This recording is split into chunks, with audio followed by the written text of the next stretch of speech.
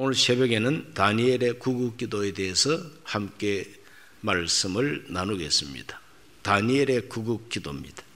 다니엘은 BC 605년경 1차 포로가 되어가지고 바벨론에 끌려갔습니다.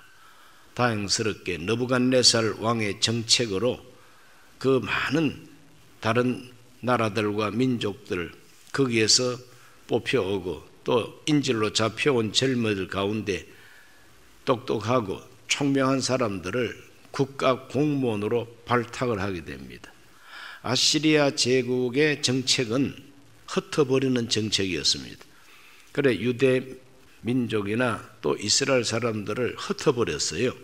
그러나 바벨론은 흩어버리지 아니하고 한데 모아두고 또 그 가운데 우수한 사람은 국가 공무원으로 발탁을 해서 인재를 사용하는 정책이 바로 바벨론 정책이었습니다.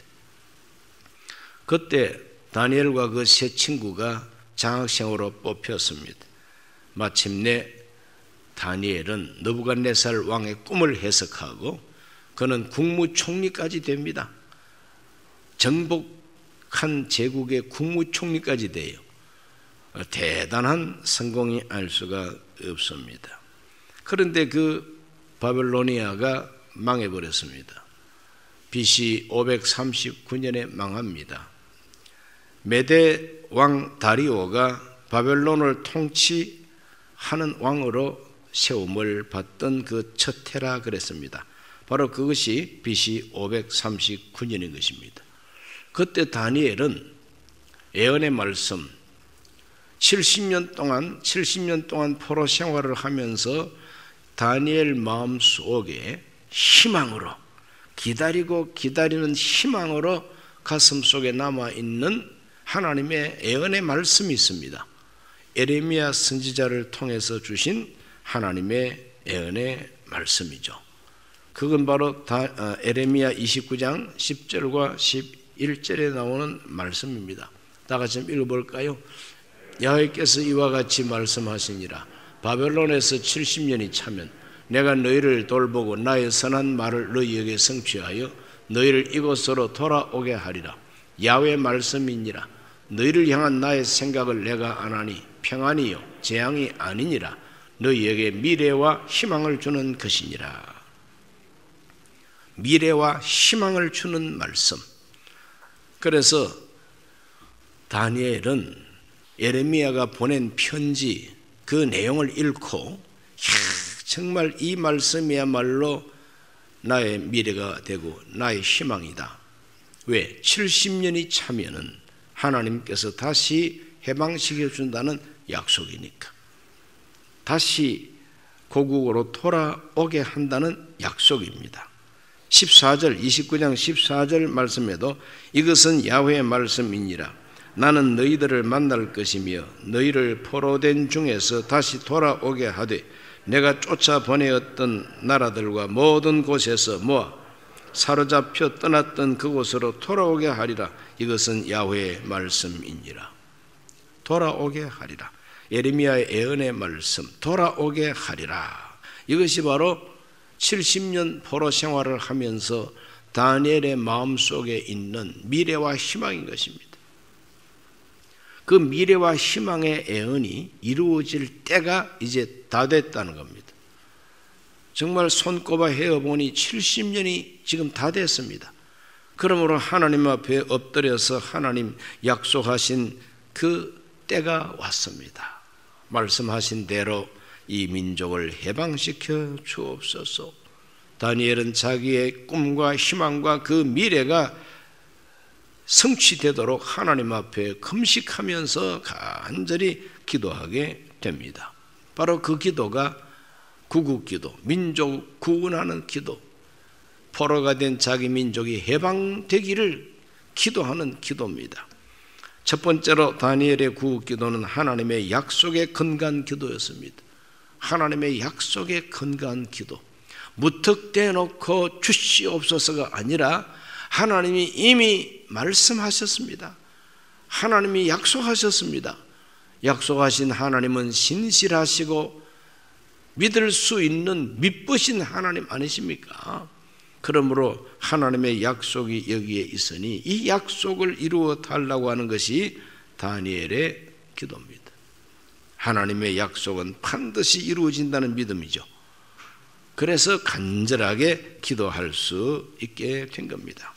하나님의 약속 성취를 위해서 간절하게 기도하는 것은 하나님의 뜻입니다. 어떤 사람은 하나님이 약속했으니까 알아서 다 하실 텐데 우리가 액을 복걸하고 또 새벽부터 나와서 하나님께 기도해야 되느냐? 하나님이 하신다 그러면 다 하실 거야. 아주 대단한 믿음의 사람처럼 배짱을 이렇게 튕기는 사람이 있습니다.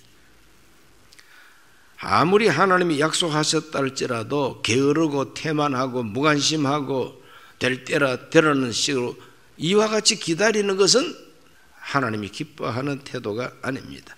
하나님은 그래도 구해야 된다고 말씀하시는 하나님이십니다. 에스겔서 36장 37절 말씀 다 같이 봅니다. 주 야훼께서 이같이 말씀하셨느니라. 그래도 이스라엘 족속이 이같이 자기들에게 이루어 주기를 내게 구하여야 할지라. 내가 그들의 수요를 양떼같이 많아지게 하되. 여기 이런 말씀이 있습니다. 그래도 이스라엘 족속이 자기들에게 이루어 주기를 내게 구하여야 할지라. 이 말은 뭐냐 하면은 하나님께서 장차 이 백성들에 대한 계획을 갖고 계시다. 어떤 계획이냐? 다시 해방시켜 주시고 다시 부흥을 주고 다시 복을 주겠다는 하나님의 약속과 뜻이 있다는 겁니다. 그렇다 할지라도 나한테 그렇게 해주기를 구해야 된다고 하나님은 말씀하고 있습니다. 구하라 주실 것이요, 찾아라 찾을 것이요, 두드리라 열릴 것이다 그랬습니다. 그러므로 오늘 우리들은 그래도 구해야 한다고 하는 이 진리를 꼭 명심해야 될 줄로 믿습니다. 그래도 구해야 하리라. 다니엘은 하나님 앞에 간절히 기도했습니다. 그래도 구해야 한다는 하나님의 말씀. 예레미야 29장 12절과 13절에 이렇게 기록이 되어 있습니다. 너희가 내게 부르짖으며 내게 와서 기도하면 내가 너희들의 기도를 들을 것이요 너희가 온 마음으로 나를 구하면 나를 찾을 것이요 나를 만나리라 그랬어요. 부르짖으라 그랬습니다. 부르짖으라. 그래도 부르짖으라. 하나님이 준다고 약속을 했다고 해서 잘 되겠지 하고 태만하지 말고 그렇게 해주시기를 간절히 구해라 그랬습니다. 왜 하나님은 간절히 구하기를 원하시느냐? 간절히 구함으로 말미암아 하나님과 더 뜨겁게 한 덩어리가 되고 하나님이 약속하신 것을 더 간절하게 구해야만이 하나님의 약속이 이루어질 때에 감사하게 되고 찬송하게 된다는 겁니다. 그러므로 하나님은 저와 여러분들이 하나님의 언약과 약속을 믿고 그 약속 성취를 위해서 간절히 기도하기를 원하십니다. 두 번째로 다니엘의 구국기도는 공동체 신앙에 근거한 회개의 기도였습니다. 공동체 신앙이 뭐냐? 공동체 신앙이라고 하는 것은 바로 우리 의식입니다. 우리. 나 홀로가 아닙니다. 우리가 범죄하였나이다. 다니엘서 9장 5절에서 6절을 읽어보면은 언약을 지키시고 그에게 인자를 베푸시는 이시여 우리는 이미 범죄하여 패역하며 행악하며 반역하여 주의 법도와 규례를 떠났사오며 우리가 또 주의 종 선지자들이 주의 이름으로 우리의 왕들과 우리 고관과 조상들과 온 국민에게 말씀한 것을 듣지 아니하였나이다. 다니엘의 회개 기도를 보면은 계속 우리라고 하는 말이 나옵니다. 우리가 나옵니다. 그 우리 속에 자기도 포함시킵니다. 우리 속에 자기도 포함시킵니다. 나 홀로가 아닙니다. 우리 속에 나를 포함시켰으니 민족과 자기를 하나로 봅니다. 민족과 자기를 하나로 봅니다. 남 탓하지 않습니다. 어느 때 어느 왕이 못된 왕이었기 때문에가 아닙니다. 전체가 다 우리가 잘못했다는 겁니다. 그래서 남을 탓하기보다도 전체가 다 하나님 앞에 잘못됐다. 이 공동체 신앙입니다. 다니엘서 9장 8절 말씀도 주여 수치가 우리에게 돌아오고 우리의 왕들과 우리의 고관과 조상들에게 돌아온 것은 우리가 주께 범죄하였음이니이다. 계속 우리라고 합니다. 우리 계속 우리요. 이건 공동체 신앙이요. 민족과 나를 한 덩어리로 봅니다. 이스라엘 전체 죄악을 하나님께 자백하게 되는 것이죠.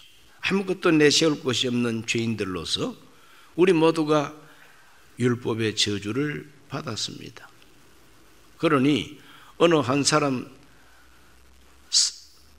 빤하게 성한 사람이 없다는 거예요. 이 환난과 이 수치를 모두가 다 함께 당하고 있다는 거예요. 내가 아무리 바벨론에서 또 이 새로 들어선 이 메대 제국 안에서 국무총리까지 됐다 할지라도, 내가 신분이 국무총리를 할지라도 자랑스럽고 명예스러운 게 아니라는 거예요. 왜? 포로니까. 본질적으로 내가 포로라는 겁니다. 그러므로 우리가 범죄하여 하나님 앞에 이와 같이 큰 환난과 하나님의 징계를 지금 받고 있다고 하는 것을 고백하게 됩니다. 9장 11절도 보면 온 이스라엘이 주의 율법을 범하고 치우쳐 가서 주의 목소리를 듣지 아니하였으므로 이 저주가 우리에게 내렸으되 곧 하나님의 종 모세의 율법에 기록된 맹세대로 되었사오니 이는 우리가 주께 범죄하였음이니이다. 계속 우리가 범죄했답니다. 우리가 범죄했다.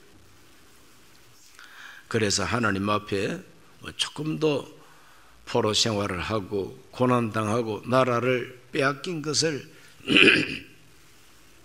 원망하지 않습니다. 왜 이래야만 합니까? 하나님 야속합니다. 그런 불평이 없어요. 당연합니다. 하나님 맞아도 쌉니다. 하나님 앞에 범죄했기 때문입니다. 의심도 하지 않습니다. 철저히 하나님 앞에 깨어지고 낮아지고 인정합니다. 우리가 이렇게 깨어지고 이렇게 멸망한 거 이거 당연한 겁니다. 왜? 하나님의 율법에 벌써 말씀하셨습니다. 하나님 말씀을 불순종했기 때문에 당연하게 우리가 당하는 겁니다. 그래서 굵은 베옷을 입고 금식하면서 죄를 뒤집어쓰고 하나님 앞에서 회개하고 애통하게 되는 것입니다. 우리 예수님의 중보 기도를 우리는 압니다. 그는 하나님의 아들이시라도 심한 통곡과 눈물로 하나님께 기도하셨다 그랬어요. 겟세마네에서 우리 예수님이 심히 통곡하면서 눈물로 하나님 앞에 나아가서 기도하신 그 마음의 동기가 도대체 뭐냐 이거예요. 무엇이 그렇게 억울해가지고 심히 통곡하셨을까? 무엇이 그렇게 우리 예수님 마음에 애통함을 일으켰기 때문에 심히 통곡하셨을까? 그건 바로 인류의 죄를 끌어안고 하나님이여 이 인류의 죄를 내 머리에다가 다 얹으시고 나를 죽이실지라도 이들을 용서해 달라고 하는 중보자의 기도입니다. 그러므로 우리 예수님은 우리를 남과 같이 여기지 아니하고 우리를 자기와 같이 여기시고 우리를 끌어안고 계신 것입니다. 죄인을 끌어안고 계십니다. 운명을 공동 운명체로 우리 예수님이 우리를 끌어안고 계십니다. 이게 바로 아가페 사랑이라는 거죠. 그리고 하나님 앞에서 십자가에 못 박혀서 형벌을 받습니다. 죽임을 당합니다. 죄가 있어서가 아니라 죄가 없어도 우리하고 하나가 되셨기 때문에 죄인이 아닌데 죄인처럼 되시고 저주받을 이유가 없는데 저주받을 사람처럼 나무에 달려가지고 죽었어야만 했다는 거죠. 이것이 바로 우리 예수님의 마음이죠. 우리와 하나 된 예수님의 마음. 바로 그 아가페 사랑 때문에 우리들은 구원을 받게 됩니다. 할렐루야. 그러므로 우리는 가정생활을 하면서 가족들과 나를 일치시켜야 됩니다. 그건 너 때문이야. 네가 책임져. 이라고 말 것이 아니라 내 책임이 있다. 나도 같은 운명이다. 그래서 하나가 되는 것이 가족이죠. 이것을 더 크게 확대하면은 대한민국이라고 하는 이 큰 민족이라고 하는 이 가족, 남 탓을 하기보다도 나도 하나님 잘못했습니다. 나도 책임이 있습니다. 하고 끌어안고 기도하는 것이 바로 구국기도라는 것이죠. 다니엘을 본받게 되시기를 바랍니다. 세 번째로 다니엘의 구국기도는 주의 큰 긍휼을 의지하는 기도입니다. 주의 큰 긍휼을 의지하는 기도입니다. 다니엘서 9장 18절 말씀 다 같이 읽어보겠습니다. 나의 하나님이여 귀를 기울여 들으시며 눈을 떠서 우리의 황폐한 상황과 주의 이름으로 일컫는 성을 보옵소서. 우리가 주 앞에 간구하옵는 것은 우리의 공의를 의지하여 하는 것이 아니요 주의 큰 긍휼을 의지하여 함이니이다. 우리의 공의를 의지하고 기도하는 게 아니라 합니다. 주여, 내가 공로를 세웠습니다. 내가 의를 행했습니다. 하나님이여, 내가 참 정의롭게 살았습니다. 그러니까 기도 들어주십시오가 아닙니다. 내 공의를 의지하는 것이 아니요 하나님의 큰 긍휼을 의지하여 간구합니다. 불쌍히 여기시는 하나님, 우리를 깊이 공감하시고 사랑하시는 하나님, 그 하나님의 큰 긍휼을 의지하고 하나님 앞에 기도한다는 겁니다. 이것이 바로 예수 그리스도의 이름으로 기도합니다 라고 하는 겁니다. 우리가 기도할 때마다 마무리할 때 예수님의 이름으로 기도하는 것, 예수님의 이름이 무엇입니까? 그것이 바로 우리를 향하신 하나님의 긍휼입니다. 예수 이름은 우리 훈장이 아니에요. 예수 이름은 내 트로피가 아닙니다. 예수 이름은 하나님의 긍휼입니다. 하나님의 사랑 덩어리인 것입니다. 내 공로가 아니라 예수님의 이름, 그 이름이 가지고 있는 하나님의 긍휼과 사랑, 그것을 의지하고 하나님께 제가 이 기도를 올립니다.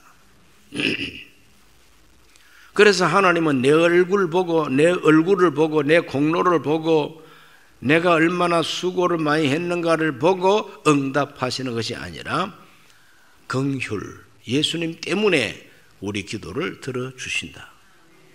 무엇이든지 내 이름으로 구하면 내가 시행하겠다고 말씀했습니다. 그러므로 주의 큰 긍휼을 의지하는 기도가 다니엘의 기도인 것입니다. 하나님 앞에 이 민족을 해방시켜 달라고 기도할 만한 낯짝이 사실은 없습니다. 하나님 앞에 이 민족의 해방과 자유를 달라고 할 만큼 우리 민족이 잘한 거 아무것도 없다는 거예요. 오직 하나님의 긍휼을 의지하고 기도합니다. 오직 하나님이 약속하셨으니까 하나님 자신을 위해서 우리의 기도를 들어 주옵소서. 그 기도를 하나님이 응답해 주셨습니다. 그 기도를 하나님이 응답해 주셨어요. 에스라서 1장 1절로 3절 읽어보면 다니엘의 기도가 멋있게 응답이 됩니다. 바사왕 고레스 원년에 야훼께서 에레미야의 입을 통하여 하신 말씀을 이루게 하시려고 바사왕 고레스 마음을 감동시키시매 그가 온 나라에 공포도 하고 조서도 내려 이르되 바사왕 고레스는 말하노니 하늘의 하나님 야훼께서 세상 모든 나라를 내게 주셨고 나에게 명령하사 유다 예루살렘의 성전을 건축하라 하셨나니 이스라엘 하나님은 참 신이시라. 너희 중에 그의 백성 된 자는 다 유다 예루살렘으로 올라가서 이스라엘 하나님 야훼의 성전을 건축하라. 그는 예루살렘에 계신 하나님이시라. 할렐루야. 페르시아의 초대왕 고레스, 그 고레스가 어떻게 이런 말을 할 수가 있느냐 이거죠. 유대인도 감히 이런 말을 할 수가 없는 그런 입장이죠. 그런데 고레스가 세계를 제패한 정복 왕이 해방시켜주고 성전을 건축하라고, 성전 건축비 내가 다 대주겠다는 거죠. 기적이죠. 하나님은 이와 같이 응답을 해 주신 것입니다. 이와 같이 이스라엘 백성들의 해방을 선포한 해가 BC 537년입니다. 다리오 왕이 2년 동안 바벨론을 통치하다가 자기 사위가 되고 또 사촌이 되는 고레스에게 다 물려주었습니다. 고레스가 전쟁을 해가지고 다 정복했어요. 바벨론을 다 정복하고 그 정복한 그 바벨론을 자기 외삼촌에게 맡겨가지고 자기 외삼촌이 통치하게 했으니 고레스의 외삼촌이 다리오 왕이에요. 외삼촌이면서 외사촌 여동생을 또 왕비로 맞이했기 때문에 장인 어른도 됩니다. 이렇게 해서 바벨론 초대 왕을 고레스로 이제 보는 거죠. 고레스가 해방시켜 주는 겁니다. 다니엘은 이와 같이 응답을 받습니다. 그 다니엘이 이런 응답을 받고 그 후로도 한 10년 정도 더 오래 살면서 성전이 건축되고 시작되는 과정 다 듣고 편안하게 눈을 감은 사람이 다니엘이고, 이 다니엘의 영향으로 말미암아 어린 아기 예수 탄생할 때